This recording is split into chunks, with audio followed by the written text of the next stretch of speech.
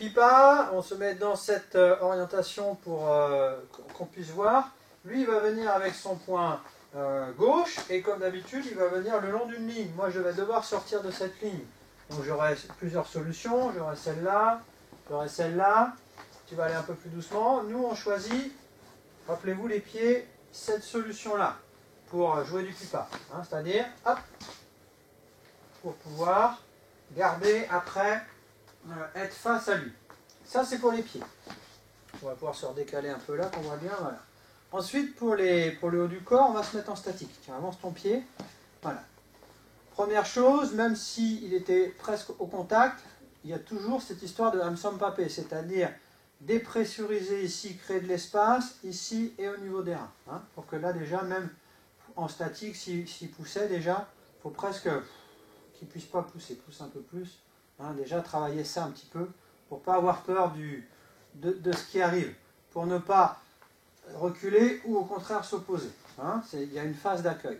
Cette phase d'accueil, on va en plus déployer les bras pour commencer le lu en même temps que j'ai mon pas. Ici. Hein, non.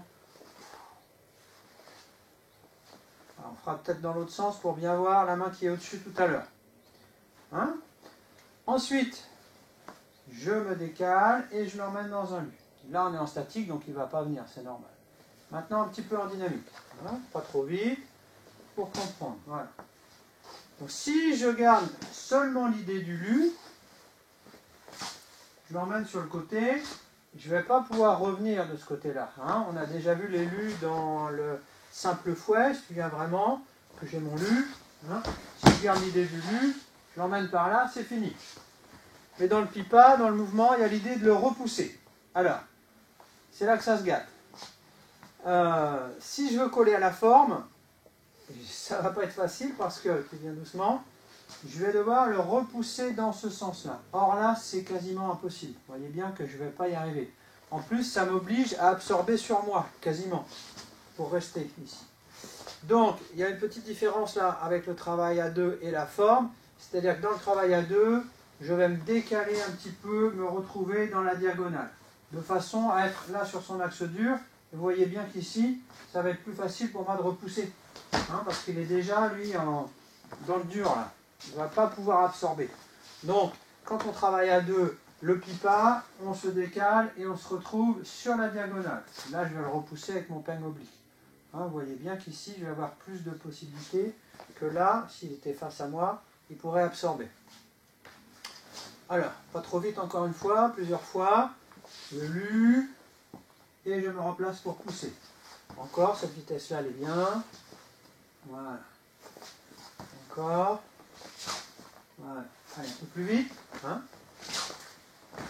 Pour l'autre bras, on va changer d'orientation. C'est intéressant parce que souvent, quand ça doit être l'autre bras, Nathan. Voilà.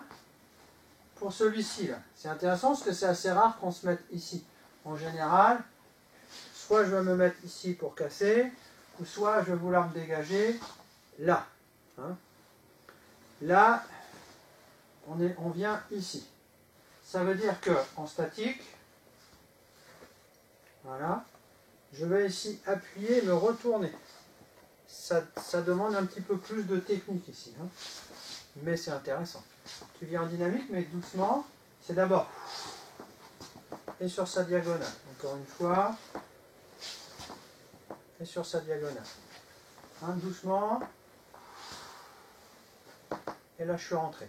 Ce qui est intéressant, c'est que là, hein, il voyait bien qu'il va être facilement déracinable. D'accord ?